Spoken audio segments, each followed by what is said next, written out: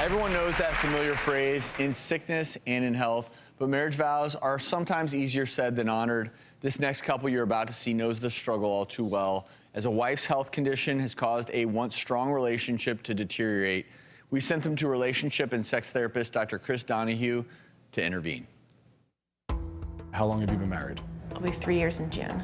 Talk to me about your own attempts at having a family. So I was diagnosed with polycystic ovarian syndrome when I was 22, which is a hormonal disorder. It causes infertility. So then you guys meet. How does that get brought into the relationship? I don't communicate how I feel. So your processing emotions is, I'll feel something, I'll deal with it on my own, I don't need to bother him with it, I'll figure it out. Or like, I want it all. And what is your theory or process with emotions? At a very young age, I started to just really depend on myself, my decisions, a lot of control. So is that how you function now in the relationship, is I still make decisions that are best for me, maybe not best for us? Oh, sure. Because a relationship is literally the death of self and me.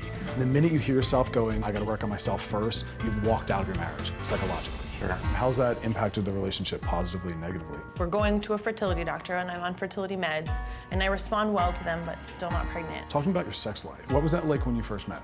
We waited till marriage. Okay. I mean, that excitement of living together and finally getting to have sex was quite exciting. So you went from having sex 4 to 5 times a week to how often? Gosh, we hardly ever have sex anymore. It got worse as we started the fertility process. It changed what sex represented for us, for sure. It feels like a chore.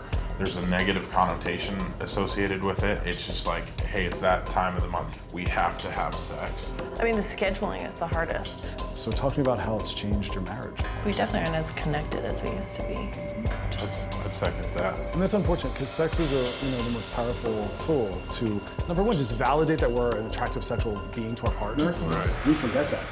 I like the idea of couples in some form eroticizing each other every single day. That means you look at each other in a certain way, you maybe say something. Every single day in some form you have to do something that says, you're my romantic sexual partner. Your homework over the next couple days, I want you to work on that touch and that eye contact.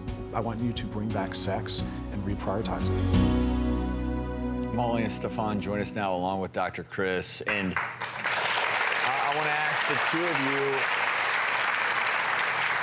how have you been doing? How are you feeling since meeting with Dr. Chris? I feel really good. He gave us a lot of insight and a lot of good tools to use when we go home and even use here the last couple days. Stefan, how's it been for you? I was actually pleasantly surprised.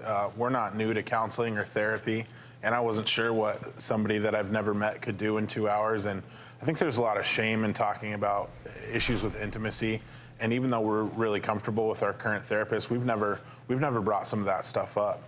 So to actually process through it and talk about it for the first time was really beneficial for us. Chris, when you work with a couple, obviously each person brings their own kind of issues to the situation, but your goal is to get them literally back in bed.